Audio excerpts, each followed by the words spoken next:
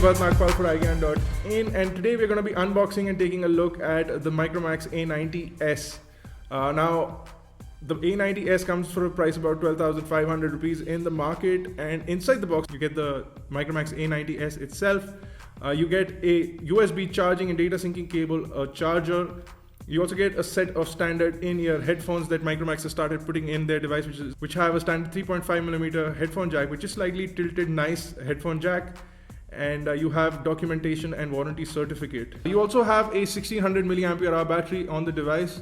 That's a quick look at what all is inside the box. Let's quickly take a look at the device itself.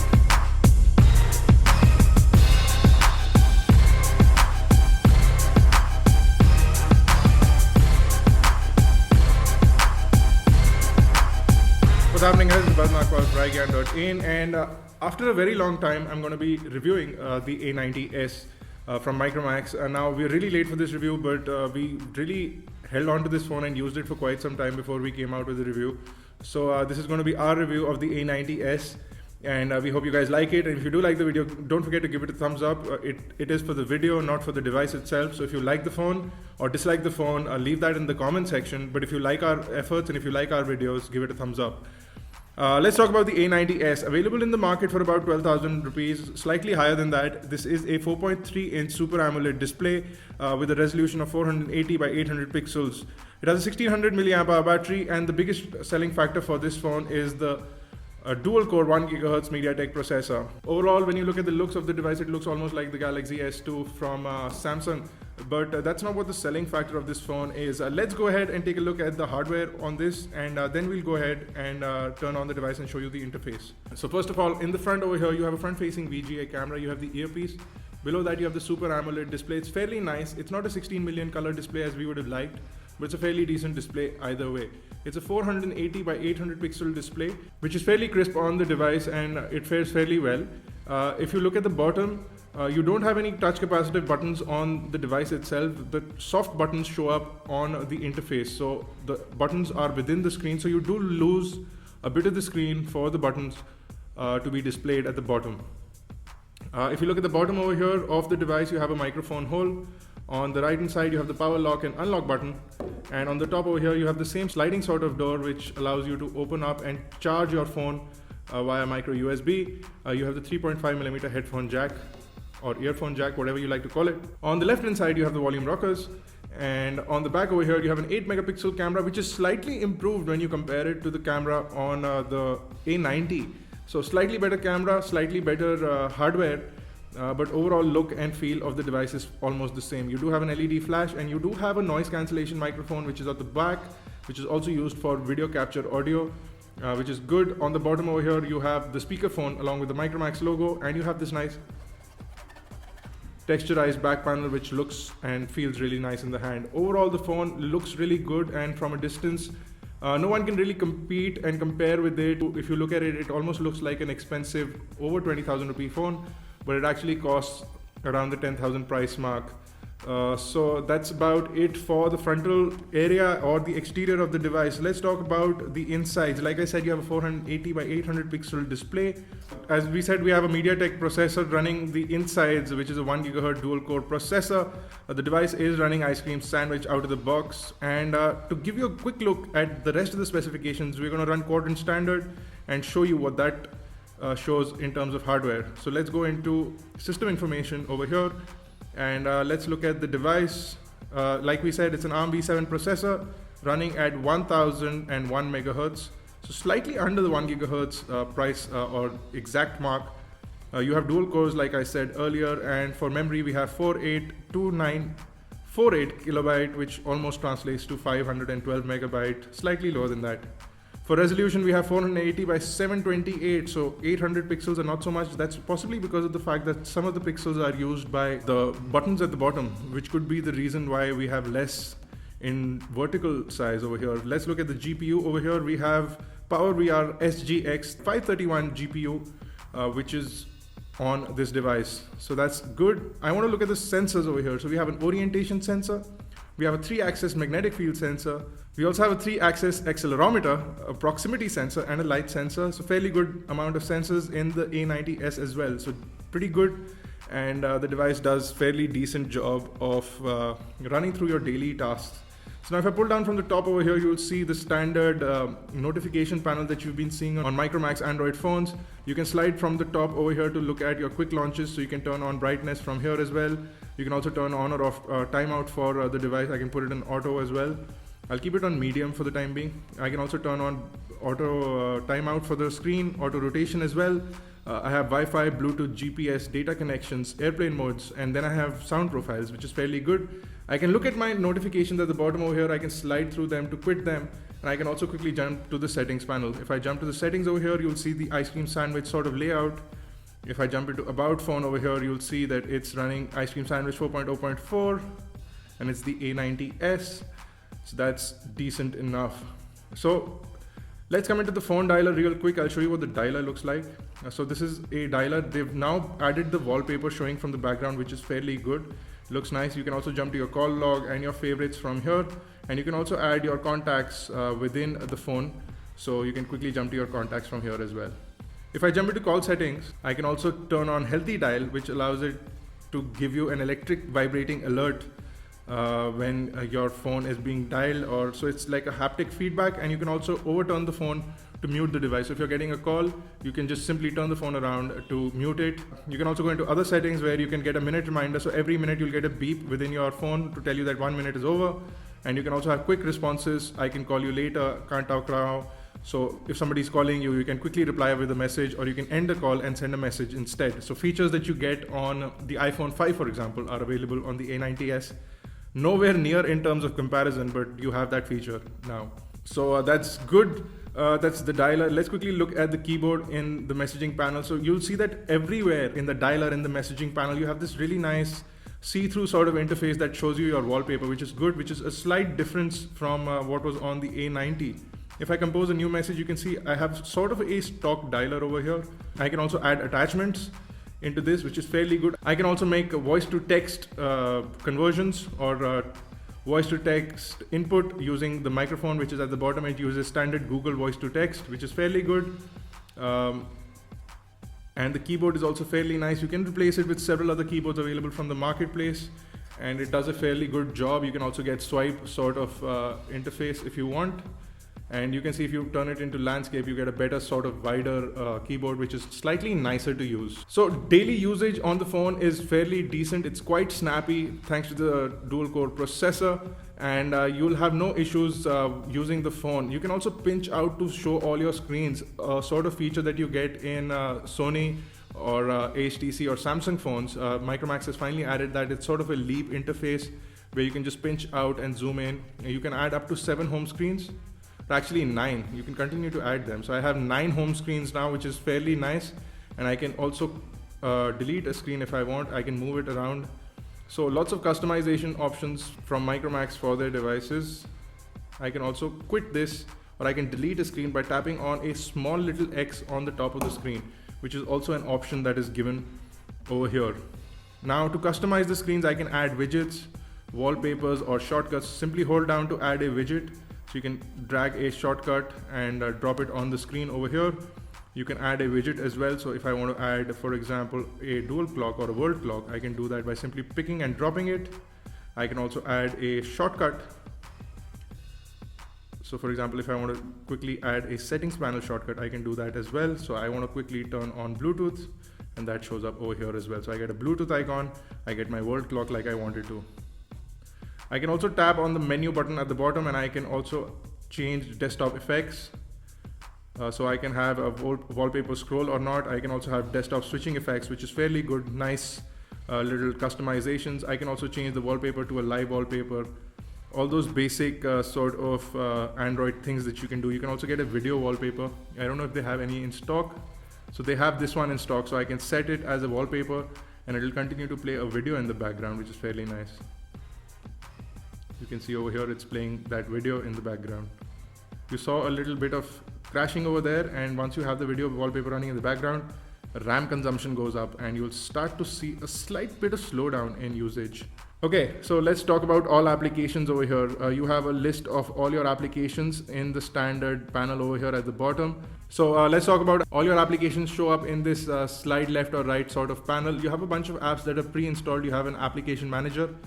Of course, you have the camera app. Facebook is preloaded. You also have a cricket fever game, Fruit Devil preloaded. You have a file manager. You also have Micromax's SMS client, which is Hookup, or instant messaging client. You also have M-Store, M-Zone. So a couple of those things that are pre-installed. And you also have YouTube and Google applications, sort of all sorts of Google applications. So email, Gmail, and Google Play Store, all those things are preloaded, so you don't have any issues with that. Now, you do have full access to a list of applications that you can download from the Google Play Store. However, with the stock phone, this phone running on stock, no customizations. And when we review phones, a lot of people say that, oh, you can root and install games. Most of the people don't want to root their phones and don't want to go through the trouble of rooting their phone. So when we review a phone, we review it stock. So when I'm looking at this phone in stock and I want to install an application, so if I go into my apps and look at a list of applications that I have installed over here. So let me quickly browse down to, for example, Asphalt 7 or Nova 3. So if I click on Nova 3, it'll say that your device isn't compatible with this version. So that's simply because off the box or out of the box, this phone does not support high-end graphic games. That's because the processor isn't listed. Of course, you can do some tweaks, you can do some customizations. If you root the device, you can change the ID and make it look like a Galaxy S3 or an S2, so the app can be downloaded. But it's not recommended because the processor isn't built for it. So you'll eventually start to see slowdowns and crashes. So those kind of things. But games that have been downloaded on this device work fairly well, so we have no issues with those. And I'll show you those in just a bit. Right now, let's go into the browser and I'll show you what the browser looks like. It's fairly nice and very responsive, in fact. Let me quickly load up our website, which is iGyaan.in. So it should load up in the mobile mode and load up fairly fast. As you can see, it loads up quite snappily. Very responsive browser over here. You can see we have nice kinetic scrolling. Does a fairly nice job of scrolling through the device. I can also switch to the classic view. And it should load up our full website without any issues over here. So as you can see, we have the full website load up and it loads up all sorts of text, content and images and everything. It's slightly slow when you compare it to higher end devices like the iPhone 5 or the HTC One X Plus, Galaxy S3, Galaxy Note 2. All those devices load up websites really fast. On this, it's slightly slow. You can download Google Chrome. It does a fairly better job of loading websites much faster.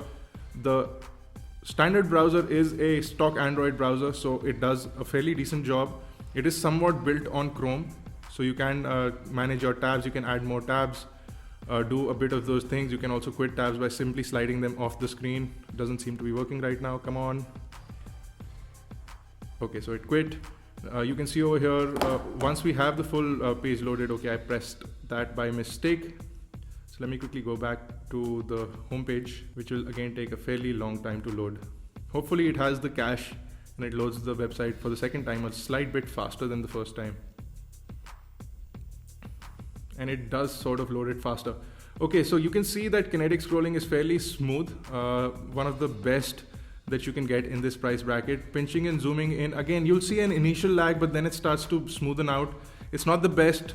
I've seen much better, but I've actually seen devices which are slightly cheaper do a better job of pinching and zooming in. So for the stock browser, I'm not impressed with the pinching and zooming in, but kinetic scrolling is good. You can see that. The screen is also fairly nice and viewing angles are also brilliant. I can see from almost all angles on this device. So that's good. I love the experience of the screen. It's nice and crisp. I can also switch from portrait into landscape. You can see how fast that does it. Again, you can see there's a slight bit of lag when I'm zooming in. But the second time it's slightly better, but it's not perfect. It's not lag free, so there is a bit of lag. Scrolling, however, is good. Panning is good. So once I do zoom in, it takes a bit of time to render, but again, you can see there's a slight bit of lag once I'm zoomed in. So if I try to pan, you'll see that it lags a little bit. Did you see that? It lags a little bit. So not impressed with the stock browser, but you can download Google Chrome and I've used it. It works fairly well on this device, so not a bad deal when it comes to that. Traditionally, I'll also play a video for you guys, but before I do that, I'd like to talk about battery life. On this phone, battery life is not that great. You will need to charge your phone at least once a day if you're using it. Phone call capability is pretty crisp, and on the back over here, let me quickly show you. On the back over here, as you can see, we have 2 SIM card slots. So this phone does do 2 SIM cards, 2 GSM cards, both of which can be on at the same time. You have A slot and B slot, and you can install a 3G card and a 2G card into this phone and use it as a hotspot as well. Phone call capability is pretty good. Phone call quality is also pretty crisp, and we are quite happy with the capability of the phone to run phone calls and to make phone calls. Networks are also pretty solid, so no complaints in terms of Wi-Fi, in terms of cellular networks, in terms of Bluetooth. All those things, all those wireless connections are pretty fast and solid, so no worries with that. So now let's quickly jump over to YouTube and let's quickly load up a video from iGyaan. Let's do a fairly recent one. You can see we have the LG Optimus View Gaming and we have the One X versus Galaxy Note 2. Let's just quickly play that one, and I'm going to put it in horizontal mode or landscape mode.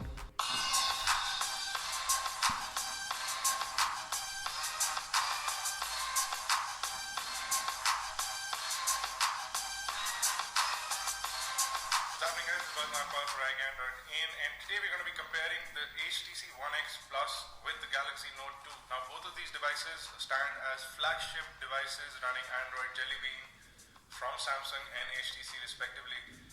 Both these devices come in the price bracket of about 40,000 Indian rupees or about 750. You can see that overall video playback is fairly smooth. There was a bit of jitteriness, and I blame that on the video wallpaper that's running in the background consuming my RAM.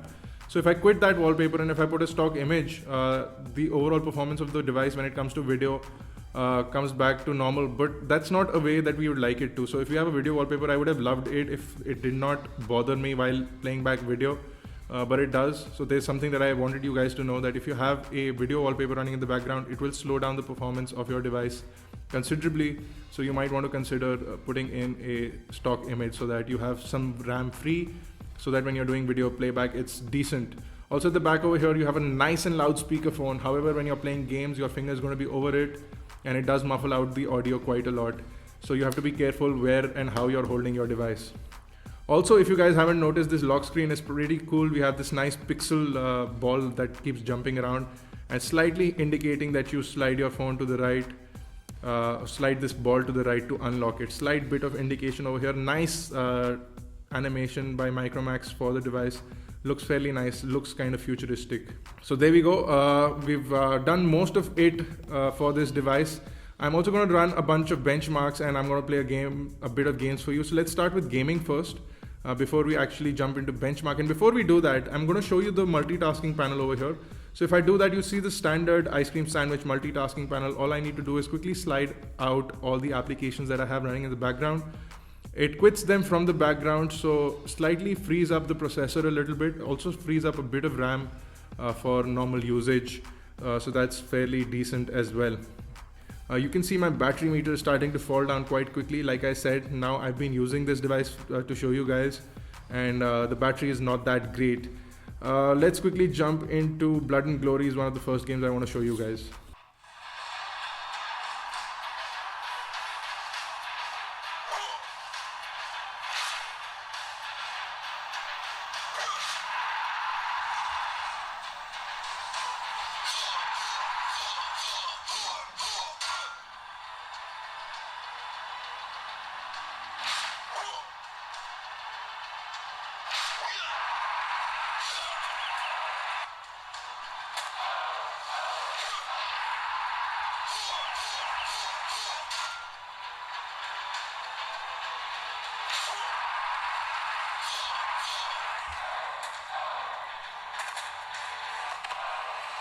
So while we will be making a gaming video for you guys, even with a simple game like Blood and Glory, you saw that there was a slight bit of lag on the device. So I'm not quite happy with the kind of performance that you get from these devices. However, you can play a certain bit of games, and people do have hacks and patches that allow you to do some serious gaming, download some serious games.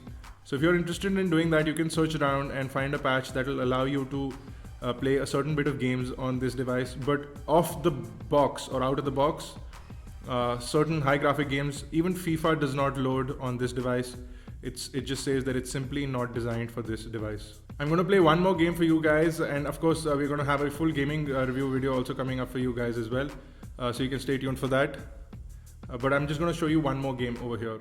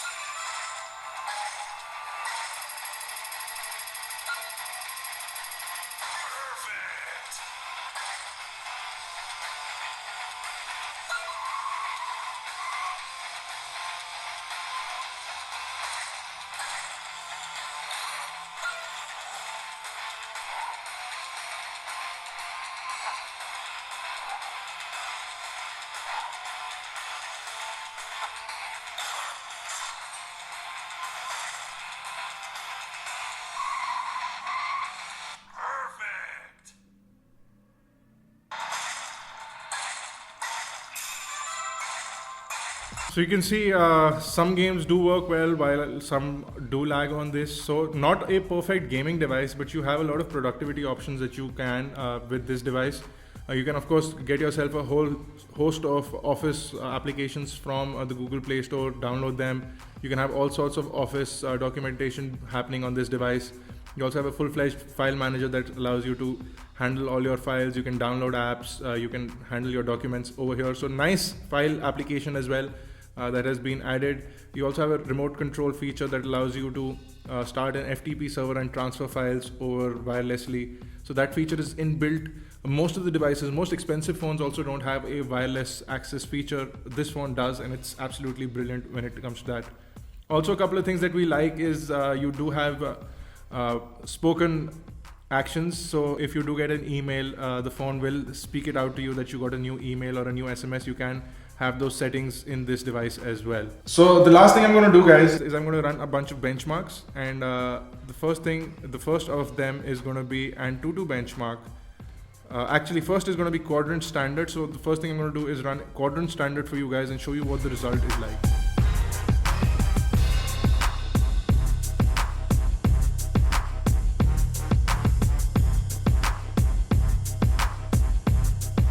So you can see that results are in, and the device scores a pretty decent 2706. It's actually above the Motorola Atrix, so which is fairly nice.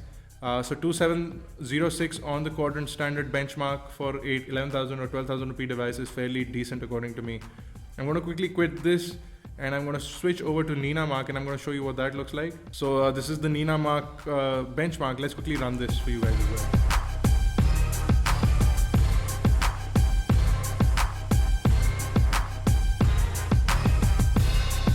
So score of 23.6 FPS is fairly decent, not that great. While the benchmark was running, I could see that the device was slightly struggling to get this benchmark going.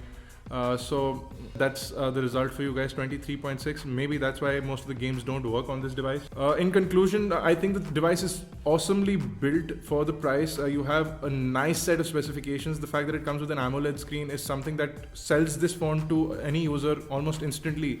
In terms of the looks, it's also a nice looking device. You can see that it almost replicates the Galaxy S2. So for those who want a sort of more expensive looking device, you have that option.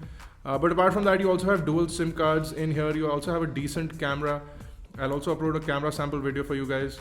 So if you look at the camera interface over here, you can see that it's a fairly nice camera interface, slightly different from the past. You can also switch to video mode over here, and then you can jump into your camera settings and you can set a bunch of settings from here as well. Unfortunately, video quality is set at a maximum of 720 and you can't get 1080p video. But 720p video on this device is fairly decent. I'm quite happy with it. The fact that you can shoot HD video. The camera is also much better versus the camera on the A90, which had a bluish tint when you clicked a picture, whereas this one does a fairly decent job of clicking a picture, fairly nice to focus in on your subject as well. You do have a tap to focus, which is good. Again, autofocus is also pretty fast and snappy. You get a pretty crisp image from the device. There is a slight bit of blue tint, but you can change that. You can go into white balance settings and exposure settings over here. You can also select your scene modes. You also have a bunch of settings over here. You can also turn on high dynamic range photography. You can also change the store location so that you can store geotagging information, and you can also set your picture size. That's about it. Of course, you can switch to the front facing camera from here as well. So you have a quick setting to switch to the front facing camera. You can see me over here. Fairly decent job, and again you have a bunch of settings for that as well. Fairly decent camera, fairly decent phone. Again, this problem with the widget remains. You can see that the widget is running in the background. You do see a slight bit of it when I move it around. You can see that it kind of expands into landscape mode and doesn't want to come back after that, which is something that has to be rectified still by Micromax, and they've not been able to do that. But they do have the widget over here. It is their proprietary weather widget, if I can find it, and I can place it on the home screen again, and it'll show up nicely, properly, without any issues. So a couple of bugs with the phone, but overall a nice phone. For the price bracket, I think it packs in quite a bit and looks nice doing it. It's fairly lightweight. Call quality is absolutely stellar, no problems with the speakerphone or the microphone, and networks are also good. Battery life is a big issue with us, and since we have 2 SIM cards in there, battery life is not that great, so you will need to carry around a charger if you are an extensive user, so bear that in mind. But apart from that, the phone is a good value for money phone. It gives you quite a lot of experience, and Micromax claims that they have improved their service network as well, so people are fairly happy with that. Hopefully they can push out a Jelly Bean update to this device. That will be absolutely amazing for the users, but right now it comes with ice cream sandwich. There you go, guys. This was our full in-depth review of the A90s. We will be making a gaming video. We will be making a benchmarks video for you guys as well. If you have any other things that you need to see on the A90s, do leave them in the comment section below. You can check out the full review of the A90s on iGyaan.in, and you can also catch us on Facebook, Twitter, Google+, and do subscribe to our YouTube channels for more updates. youtube.com/iGyaan, youtube.com/iGyaanTV. For iGyaan Networks, thank you guys for watching.